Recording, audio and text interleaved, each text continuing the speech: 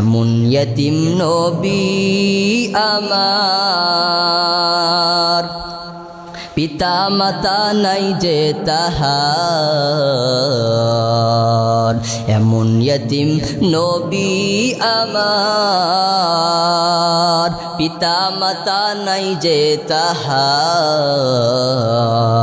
তারপরেও কত মারা মারলো তাকে দুশ্মনে, নবী বিনে কে তরাবে ফুলসিরাত মিজানে, নবী বিনে কে তরাবে ফুলসিরাত মিজানে।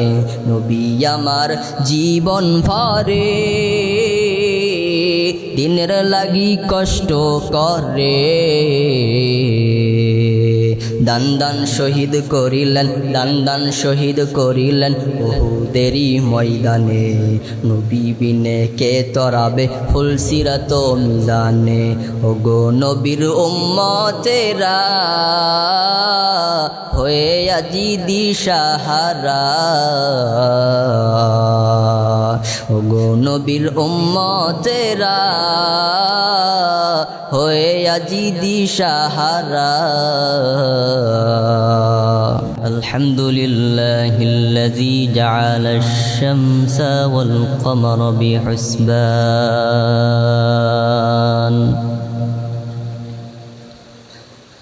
والنجم والشجر يسجدان وفضل زمانا على زمان كما فضل مكانا على مكان وإنسانا على إنسان.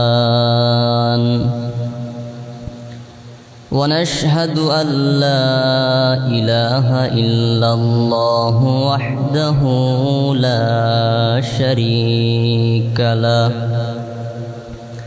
لا ضد له ولا ند له ولا مثل له. ونشهد أن سيدنا وسندنا وحبيب وربنا وطبيب وقلوبنا ومولانا محمدا عبده ورسوله الذي أرسله الله تعالى بالحق بشيرا ونذيرا وداعيا إلى الله بإذنه وسراجا منيرا. أما بعد فأعوذ بالله من الشيطان الرجيم. بسم الله الرحمن الرحيم.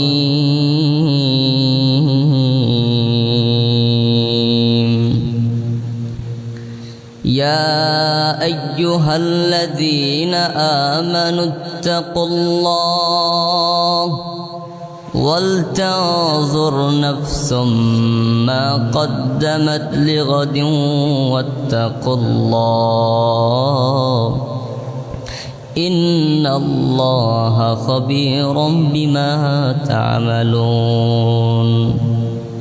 وقال النبي صلى الله عليه وسلم تقوى الله رأس كل حكمة.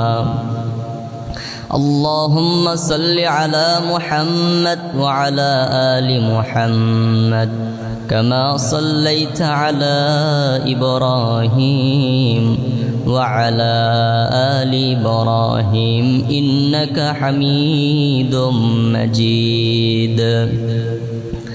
اللهم بارك على محمد وعلى آل محمد كما باركت على إبراهيم وعلى آل إبراهيم إنك حميد مجيد میں دور ہو مجبور ہو اے سید عالم میں دور ہو مجبور ہو اے سید عالم دیدار دکھاتے نہیں آواز سنا دو دیدار دکھاتے نہیں آواز سنا دو میں صورت یوسف کو نہیں چاہنے والا میں صورت یوسف کو نہیں چاہنے والا میں قیس کے مانند نہیں عاشق لیلا میں قیس کے مانند نہیں عاشق لیلا میں عاشق مولا ہو میرا عشق دوانا میں عاشق مولا ہو میرا عشق دوانا یہ جملہ جہاں جس کی تجلی سے اجالا یہ جملہ جہاں جس کی تجلی سے اجالا আলহামদুলিল্লাহ সমস্ত প্রশংসা সেই মহান রব্বুল আলামিনের জন্য যে আল্লাহ সুবহানাহু ওয়া তাআলা আমাদেরকে আজকে এত সুন্দর একটা মাহফিলের মধ্যে জান্নাতে বাগানের মধ্যে বসে কিছু কথা শুনবার মতন তৌফিক দান করলেন সে রবের দেওয়া কণ্ঠে কালিমাতুশ শুকর উচ্চারণ করি সবাই বলি আলহামদুলিল্লাহ দরুদ ও সালাম বর্ষিত হোক মানবতার মুক্তির দূত যার আদর্শ বাস্তবায়ন করা আমাদের জীবনের মূল লক্ষ্য উদ্দেশ্য সৈয়দুল মুরসালিন খাতামান নবিয়্যিন প্যারে নবী হযরত মুহাম্মদ মুস্তাফা সকলে বলি সাল্লাল্লাহু আলাইহি ওয়াসাল্লাম। সম্মানিত উপস্থিতি, আমি আপনাদের সামনে কোরআনুল কারীমের একটি আয়াত তেলাওয়াত করেছি। এই আয়াতের উপরে আমি আপনাদের সামনে কিছু কথা বলতে চাই। ওমা তৌফিক ইল্লা বিল্লাহ আলাইহি তাওয়াক্কালতু ওয়া ইলাইহি উনীব। আল্লাহ তাআলা বলতেছেন, ইয়া আইয়ুহাল্লাযীনা আমানুত্তাকুল্লাহ হাক্কা তুকাতিহি ওয়া লা তামুতুন্না ইল্লা ওয়া আনতুম মুসলিমুন। আল্লাহ তাআলা বলেন, হে ঈমানদারগণ, তোমরা আমি আল্লাহকে ভয় করো আর তোমরা মুসলমান না হয়ে তোমরা মৃত্যুবরণ করিও না। আমার আল্লাহ তাআলা আয়াতের মধ্যে বলতেছেন, হে বান্দা আমি আল্লাহকে ভয় করো আর বান্দা তোমরা মুসলমান না হয়ে মৃত্যুবরণ করিও না। আল্লাহ তাআলা ঈমানদারদেরকে ডাক দেয়া বলে, রে ঈমানদারের দল, আমি আল্লাহ তাআলাকে ভয় করো আর মুসলমান না হয়ে তোমরা মৃত্যুবরণ করিও না। এরে বান্দা আমার আল্লাহ তাআলা ঈমানদারদেরকে ডাক দিয়ে বলতেছেন, ঈমানদারগণ তোমরা আমি আল্লাহকে ভয় করো, ইত্তাকুল্লাহ তোমরা আমি আল্লাহকেই ভয় করো আর বান্দা তোমরা মুসলমান না হয়ে মৃত্যুবরণ করিও না। আচ্ছা বলেন তো, আমরা এই মাহফিলের মধ্যে যারা বসে আছি আমরা সবাই কি মুসলমান নয়? বলেন, আমরা সবাই মুসলমান। এরপরে আমার আল্লাহ তাআলা কেন মুসলমান হওয়ার কথা বললেন? কারণ আমরা হলাম নামধারী মুসলমান। বাবা ছিল মুসলমান, দাদা ছিল মুসলমান, এক্ষেত্রে আমরাও দাবি করি আমরা মুসলমান, কিন্তু না না, মুসলমান তো ওই বান্দা যেই বান্দা আমার আল্লাহ তাআলাকে ভয় করে করে চলে, যেই বান্দা আমার আল্লাহ তাআলাকে ভয় করে, যেই বান্দা আমার আল্লাহ তাআলাকে ভয় করিয়া গুনাহের কাজ করে না, যেই বান্দা সবসময় নেক আমল করে, আমার আল্লাহ তাআলা বুঝাইছেন ওই বান্দাটাই হলো প্রকৃত মুসলমান। এর নবীর উম্মতের দল। প্রকৃত মুসলমান হতে গেলে তাহলে আমার আল্লাহ তাআলাকেই ভয় করতে হবে, আমার আল্লাহ তাআলাকে ভয় করতে হবে। আর বান্দা গুনাহের কাজ করা যাবে না। যখন তোমার ভিতরে আমার আল্লাহ তাআলার তাকওয়া যখন ঢুকে যাবে, আমার আল্লাহ তাআলার ভয় যখন ঢুকে যাবে, ওই বান্দা কষ্টিন কালো গুনাহের কাজ করতে পারবে না। বলেন ঠিক কিনা? আল্লাহর নবী বলেন, তাকওয়াল্লাহু রাসু কুল্লি হিকমা। আল্লাহর তাকওয়া এটা এমন একটা জিনিসের নাম বান্দা যখন আল্লাহর তাকওয়া নিয়ে নিয়ে বান্দা যখন চলবে, বান্দা তখন গুনাহের কাজ বান্দা করতে পারবে না। বান্দার মন সকল উৎসাহিত হবে, বান্দা শুধু নেক আমল করবে, নেক আমল করবে, বান্দা গুনাহের কাজ করতে পারবে না। এরা নবীর উম্মতের দল, এই জন্য আমাদেরকে তাকওয়া অর্জন করা লাগবে। তাকওয়া এরে বান্দা, তাকওয়ার কত দাম! আল্লাহ তাআলা বলেন, ওয়া মান ইয়াত্তাকিল্লাহা ইয়াজআল লাহু মাখরাজা। আমার আল্লাহ তাআলা ডাক দিয়ে বলে, ও বান্দা, তোমরা যখন বিপদে পড়বা, তোমরা আমি আল্লাহ তাআলাকে ভয় করো। আমি আল্লাহ তাআলা তোমাদেরকে বিপদ থেকে, আমি আল্লাহ তাআলা তোমাদেরকে হেফাজত করব। এরা নবীর উম্মতের দল। যখন বান্দা তুমি বিপদে পড়বা, দুনিয়ার কোনো মানুষকে ভয় করা যাবে না। কাকে ভয় করতে হবে? আমার আল্লাহ তাআলাকে যদি ভয় করতে পারো, আমার আল্লাহ তাআলা তোমাকে বিপদ থেকে, আমার আল্লাহ তাআলা তোমাকে হেফাজত করবেন। কেমন হেফাজত করবেন? একটা ঘটনা দ্বারা আপনাদের সামনে আমি বুঝাইতে চাই। এর নবীর উম্মতের দল হযরত ওমর রাদিয়াল্লাহু তাআলা আনহুর জামানায়, ওই ওমর অর্ধ জাহানের প্রেসিডেন্ট। দিনের একটা ভাগ সে নিজের কাজ করে, নিজের সংসার চালায়, আর একটা ভাগ ওই দেশের লোকদের খোঁজখবর নেয়, তারা কেমনে, কে কি কেমনে আছে সেইটা দেখে বেড়ায়। ওই হযরতে ওমর রাদিয়াল্লাহু তাআলা আনহু একদিন রাতের বেলা দেখতেছে, ওই জামানার মধ্যে, তার ওই এলাকার মধ্যে গভীর রাতে এক যুবক রাস্তা দিয়ে হাঁটতেছিল। ওই সময় ওই যুবক যখন ওমরকে দেখে ফেলল, ওমর ওই যুবককে দেখে ফেলল, ওই সময় যুবক ভয় পেয়ে গিয়েছে। যুবক কারণ হলো মদখোর যুবক, নানা খারাপ কাজে সে যুবক খারাপ কাজ করে। ওই যুবক ওমর রাদিয়াল্লাহু তাআলা আনহুকে দেখার পরে ভয় পেয়ে গিয়েছে। হায় হায়, আজকে বোধহয় আমাকে ওমর দুনিয়া থেকে বিদায় করে দিবে। আমাকে যদি দুনিয়া থেকে বিদায় করে দেয়, তাহলে আমার জাহান্নাম ছাড়া আর কোনো কিছুই হবে না। কাল কিয়ামতের ময়দানে আমি আল্লাহ তাআলার সামনে আসামি হয়ে দাঁড়াবো। আল্লাহ তাআলা আমাকে জাহান্নামের মধ্যে দেবে। এই ভয়ে যখন বান্দা আমার আল্লাহ তাআলার কাছে সাহায্য চায়, আমার আল্লাহ তাআলাকে ভয় করে, আমার আল্লাহ তাআলার আযাবকে যখন ভয় করে, আমার আল্লাহ তাআলা ওই বান্দাকে ওই বিপদ থেকে কেমনে হেফাজত করেন দেখেন। ওই সময় ওমর রাদিয়াল্লাহু তাআলা আনহু আয়েশা বলেন, যুবক, এত গভীর রাতের মধ্যে তুমি কোথা থেকে আসতেছো রে যুবক? তুমি কোথা থেকে আসতেছো? যুবক ডাক দিয়া বলে, আমি আমার বোনের বাড়িতে বেড়াইতে গিয়েছিলাম। ওই সময় ওমর রাদিয়াল্লাহু তাআলা আনহু ডাক দিয়ে বলে, যুবক, তুমি তোমার বোনের বাড়িতে বেড়াইতে গিয়েছিলা, ভালো কথা, কিন্তু তোমার হাতের মধ্যে ওইটা কি আমাকে একটু দাও। যুবক ডাক দিয়া বলে, রে ওমর, এইটা দেওয়া যাবে না, এটা দেওয়া যাবে না। যুবক হাতের মধ্যে যেই বোতলটা ছিল, সেই বোতলটা লুকায় রাখতেছিল। ওই সময় ওমর রাদিয়াল্লাহু তাআলা আনহু তার হাত থেকে যখন ওই মদের বোতলটা কেড়ে যখন নিয়ে নিলেন, ওমরও তাকায় দেখতেছে, যুবকও তাকায় দেখতেছে, পুরো মদের বোতল দুধে ভরপুর হয়ে গেছে। বলেন সুবহানাল্লাহ। এরা নবীর উম্মতের দল। আমার আল্লাহ তাআলাকে ভয় করো। আমার আল্লাহ তাআলাকে যদি ভয় করতে পারো, আমার আল্লাহ তাআলা তোমাকে ওই বিপদ থেকেই আল্লাহ তাআলা হেফাজত করবেন। এর নবীর উম্মতের দল, তাকওয়ার বড় দাম। তাকওয়া অর্জন করো, আল্লাহর ভয় অন্তরের মধ্যে নিয়ে নিয়ে চলো। দুনিয়ার মানুষকে ভয় করা যাবে না। এর নবীর উম্মতের দল, যদি কারো ভিতরে তাকওয়া নামক দৌলত থাকতো, যদি কারো ভিতরে আমার আল্লাহ তাআলার ভয় থাকতো, ওই বান্দা কোনোদিন গুনাহের কাজ করতে পারতো না।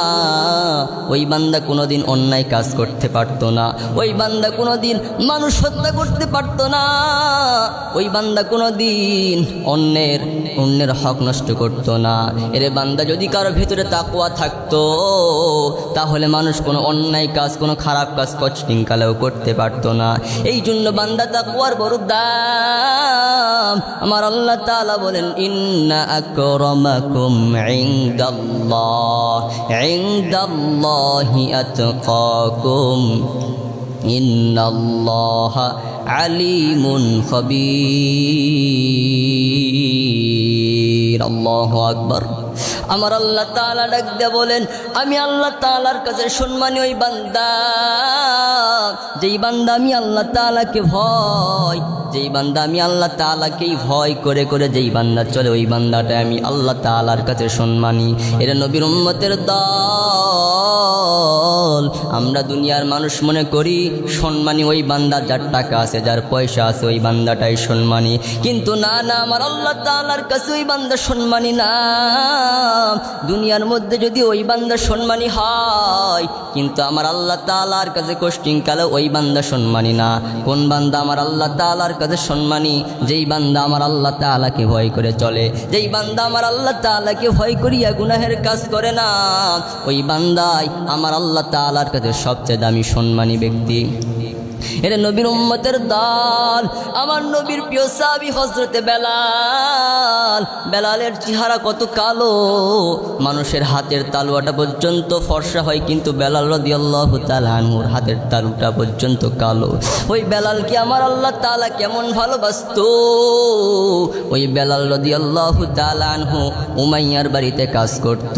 একদিন উমাইয়ার বাড়িতে কাজ করতে করতে বেলাল রাদিয়াল্লাহু তাআলা আনহু তার জবান দিয়ে আহাদ আহাদ আহাদ শব্দ উচ্চারণ করতেছে আর বলতেছে, লা ইলাহা ইল্লাল্লাহু মুহাম্মাদুর রাসূলুল্লাহ। এই জবান দিয়ে যখন এই কথা বের করেছে, উমাইয়া ডাক দিয়া বলে, রে বেলাল, ও বেলাল, তুমি জবান দিয়ে কার জিকির তুমি করতেছো রে বেলাল? বেলাল বলে, রে উমাইয়া, তোমারে তিনি বানাইছেন, আমি আমার ওই আল্লাহর জিকির করতেছি। উমাইয়া ডাক দিয়া বলে, রে বেলাল, তোমার আল্লাহ আবার কে? বেলাল ডাক দিয়া বলে, তোমাকে যিনি বানাইছে, আমাকে যিনি বানাইছেন, তিনি হলেন আমার আল্লাহ। ওই সময় উমাইয়া ডাক দিয়া বলে, রে বেলাল, একবার বলছো, দ্বিতীয়বার জবান থেকে এই কথা আর বের করবা না। যদি বের করো, তোমার উপর টর্চার করতে থাকবো, তোমার উপর অত্যাচার করিয়া তোমাকে দুনিয়া থেকে বিদায় করে দিব রে বেলাল। বেলালকে যতবার বাধা দেয় বেলাল ততবার আল্লাহর জিকির শুরু করে দেয়। আমার আল্লাহ তাআলার জিকির আরো জোরে জোরে জোরে জোরে বলে, আর আহাদ আহাদ আহাদ শব্দ যখন উচ্চারণ করতে শুরু করে দিল, ওই সময় উমাইয়া বেলালের উপর অত্যাচার শুরু করে দিয়েছে। বেলাল কান্না করে আর বলে, রে আল্লাহ, দুনিয়ার কষ্ট সহ্য করা যায় না। হায় আল্লাহ, কিয়ামতের ময়দানে আমি কেমনে জাহান্নামের আগুন সহ্য করব রে আল্লাহ। হায় আল্লাহ, দুনিয়ার কষ্ট সহ্য করা যায় না, তুমি আমাকে একটু ধৈর্য দান করো রে আল্লাহ। ওই সময় আবু বকর রাদিয়াল্লাহু তাআলা আনহু আয়েশা বলেন, উমাইয়া, তোমাদের ধর্মের একটা গোলাম আছে, আমার বাড়িতে কাজ করে, ওই গোলামকে নিয়ে নাও আর বেলালকে আমার কাছে দিয়া দাও, আর না হলে টাকায় আমার কাছে বিক্রি করে দাও। নবী এই কথা জানতে পাওয়ার পর আল্লাহর নবী ডাক দেয়া কয়, ও আমার সাহাবী আবু বকর, যখন তুমি আমার বেলালকে কিনতে যাইবা, আমার থেকে কিছু টাকা নিয়ে যেও। কারণ যদি আল্লাহ তাআলা কিয়ামতের ময়দানে যদি বলে বেলালের খরিদ্দারকে, আমি নবী বলবো, ও আল্লাহ, আমিও হলাম বেলালের খরিদ্দার। কারণ আবু বকর, তুমি জানো না, আমি যখন মেরাজের রাত্রিতে আমি যখন সফরে গেলাম, আল্লাহর সাথে যখন আমি সাক্ষাৎ করতে যখন গেলাম, জান্নাতের মধ্যে আমি বেলাল রাদিয়াল্লাহু তাআলা আনহুর পায়ের হাঁটার আওয়াজ পেয়েছি রে আবু বকর। ওই বেলাল দুনিয়ার মানুষের কাছে সম্মানী নাও হলেও আমার আল্লাহ তাআলার কাছে এই বেলাল ঠিকই সম্মানী। বলেন সুবহানাল্লাহ। ওই বেলালের উপর অত্যাচার শুরু করে দিল। বেলালকে উমাইয়া বলে, রে উমাইয়া বেলালকে বলে, রে বেলাল, আল্লাহর কালেমা ছাড়বি, মুহাম্মদের দল থেকে তুই যতক্ষণ না বের হয়, যতক্ষণ না আসবি, আমরা তোর উপর অত্যাচার শুরু করতেই থাকবো, অত্যাচার থামাবো না। ওই সময় বেলাল বলে, রে উমাইয়া, আমি আমার আল্লাহর জন্য জীবন দিতে রাজি, আমি আমার নবীর জন্য জীবন দিতে রাজি রে উমাইয়া। এরপরে আমি কখনো আমার কালেমা ছাড়বো না, আল্লাহর নবীর কালেমা আমি কখনো ছাড়বো না। ওই সময় বেলালের উপর অত্যাচার করতে করতে করতে করতে এরে বান্দা ওই বেলাল আমার আল্লাহ তাআলার কাছে কেন এত সম্মানী হলো? ওই বেলাল এত কষ্ট সহ্য করার পরেও ধৈর্য ধারণ করেছে। বেলাল দুনিয়ার মানুষকে ভয় করে নাই, আবু জাহালকে ভয় করে নাই, উমাইয়াকে ভয় করে নাই, উতবা সাইবা ওয়ালিদ ইবনে মুগিরা কাউকে সে ভয় করে নাই। সে ভয় করেছে আমার আল্লাহ তাআলাকে। আমার আল্লাহ তাআলাকে ভয় করার কারণে বেলাল রাদিয়াল্লাহু তাআলা আনহুর সম্মান মর্যাদা আমার আল্লাহ তাআলা বাড়িয়ে দিয়েছেন। এরে নবীর উম্মতের দল, ওই বেলাল রাদিয়াল্লাহু তাআলা আনহু আমার আল্লাহ তাআলার কাছে কত সম্মানী, আমার আল্লাহ তাআলার কাছে কত মর্যাদাবান। ওই বেলাল যখন একদিন যখন মক্কা যখন বিজয় যখন হয়ে গেল, আল্লাহর নবী একবার কান্না করতেছেন আর একবার হাসতেছেন। সাহাবায়ে কেরাম আমার নবীকে জিজ্ঞেস করে ফেললেন, পয়গম্বর আপনার একবার আপনি হাসতেছেন আর একবার কেন কান্না করতেছেন? নবী ওই সময় ডাক দিয়া বলে, রে সাহাবী, আমি একবার হাসতেছি আবার একবার কাঁদতেছি কেন?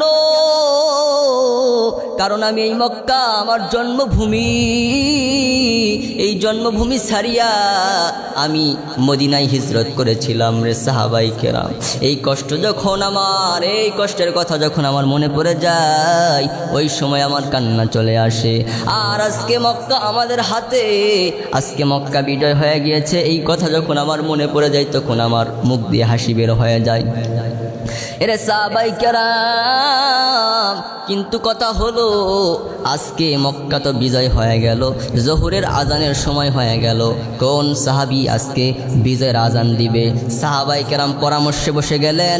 অমুক সাহাবী ডাক দেয়া বলে, পয়গম্বর আজকে বিজয়ের আজান হযরতে ওমর রাদিয়াল্লাহু তাআলা আনহু দিবে, আজকে বিজয়ের আজান হযরতে আলী রাদিয়াল্লাহু তাআলা আনহু দিবেন।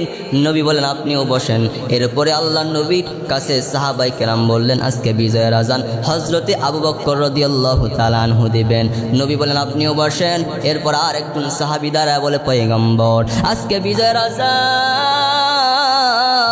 আজকে বিজয়ের আজান হযরতে উসমান রাদিয়াল্লাহু তাআলা আনহু দিবেন। নবী বলেন আপনিও বসেন। এরপরে আমার আল্লাহ তাআলার পক্ষ থেকে ঘোষণা চলে এসে গেল।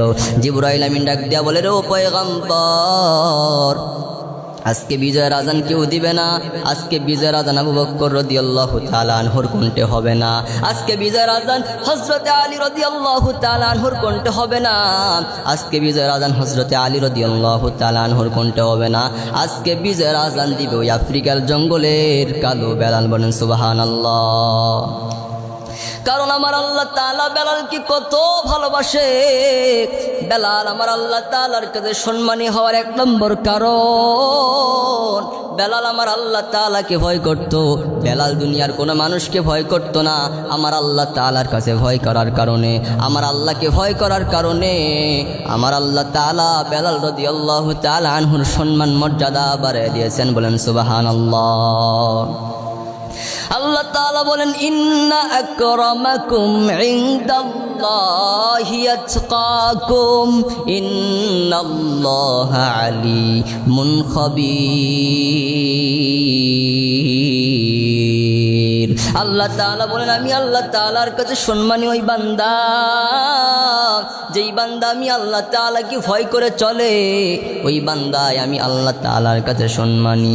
এর নবীর উম্মতের দল, ও বগুড়ার মুসলমান, আমার আল্লাহ তাআলার কাছে সম্মানী হতে গেলে এক নম্বরে আল্লাহ তাআলাকে ভয় করতে হবে, দুনিয়ার মানুষকে ভয় করা যাবে না। আল্লাহ তাআলা ডাক দেয়া বলেন, ইয়া আইয়ুহাল্লাযীনা আমানুত্তাকুল্লাহ ইত্তাকুল্লাহ ইত্তাকুল্লাহ, তোমরা আমি আল্লাহ তাআলাকেই ভয় করো, দুনিয়ার কোনো মানুষকে ভয় করিও না রে বান্দা। এখানে মুফাসসিরগণ বলেছেন আল্লাহকে ভয় করা মানে, আল্লাহকে ভয় করা মানে আমার আল্লাহ তাআলার জাহান্নামকে ভয় করা, আমার আল্লাহ তাআলার আযাবকে ভয় করা।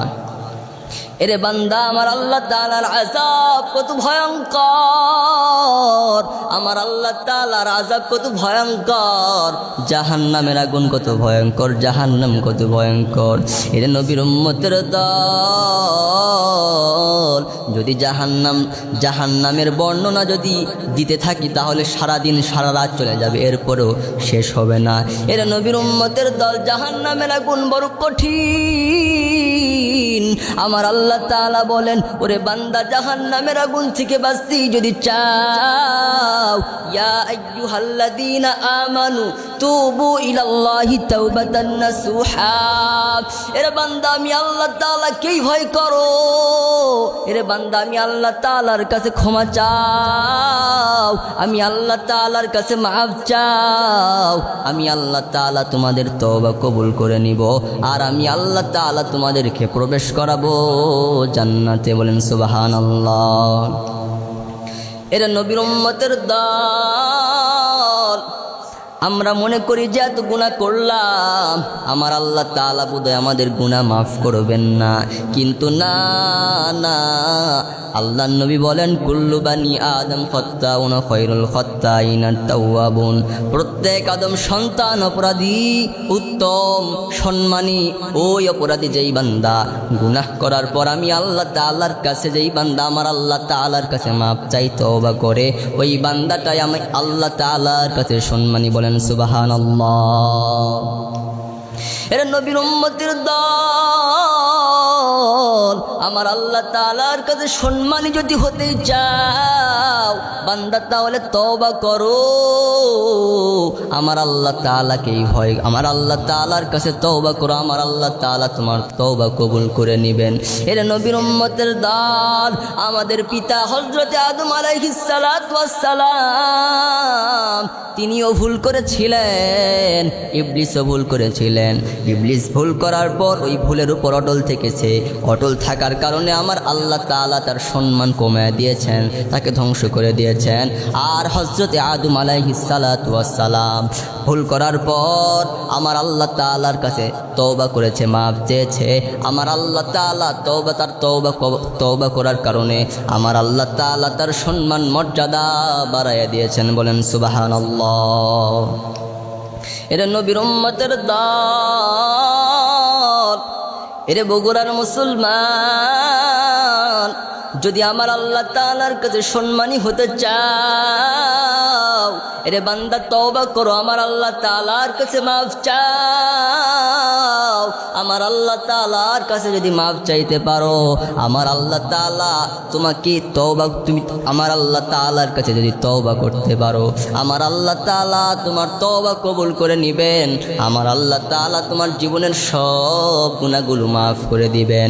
আল্লাহ তাআলা বলেন, কুল ইয়া ইবাদিয়াল্লাযীনা আসরাফু আলা আনফুসিহিম লা তাকনাতু মির রাহমাতিল্লাহ لا تقنطوا من رحمة الله إن الله يغفر الذنوب جميعا إنه هو الغفور الرحيم কালামে জিন্দা কোরআনে হাকিম হিকমতে লা ইয়াদালাস্তু কদিম জামিউল ইলম মাফিল কোরআনে হাকিম তাকাযারাত আনহু ওয়া ফাহামুর রিজালি বখা কোরআন কালামুল্লাহ বশুনো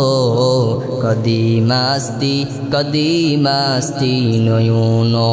আমার আল্লাহ তাআলা ডাক দিয়া বলে, ও পয়গম্বর,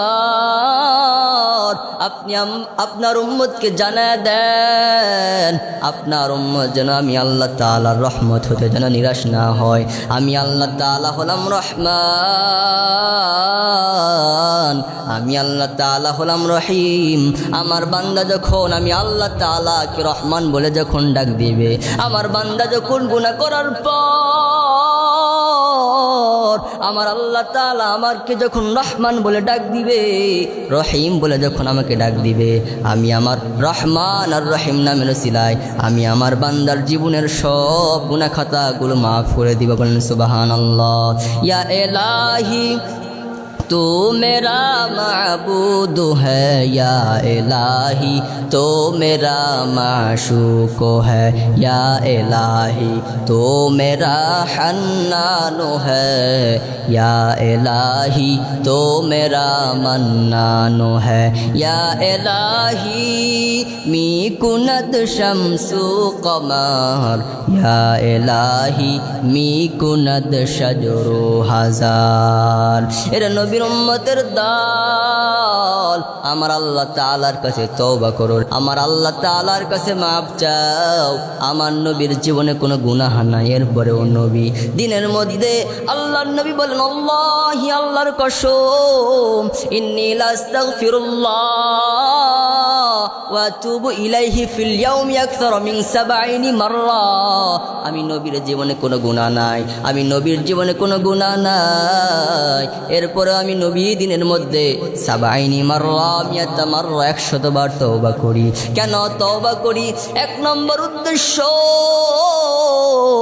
আমি আমার জীবনে কোনো গুনাহ নাই, এর শুকরিয়া আদায়ের লক্ষ্যে। ২ নম্বর উদ্দেশ্য হলো আমি আমার উম্মতদেরকে শিক্ষা দেওয়ার জন্য আমি নবী দিনের মধ্যে ৭০ মাররা ৭০ বার, ১০০ মাররা ১০০ বার তওবা করি। এমন ইয়তিম নবী আমার, পিতা মাতা নাই যে তাহার, এমন ইয়তিম নবী আমার, পিতা মাতা নাই যে তাহার,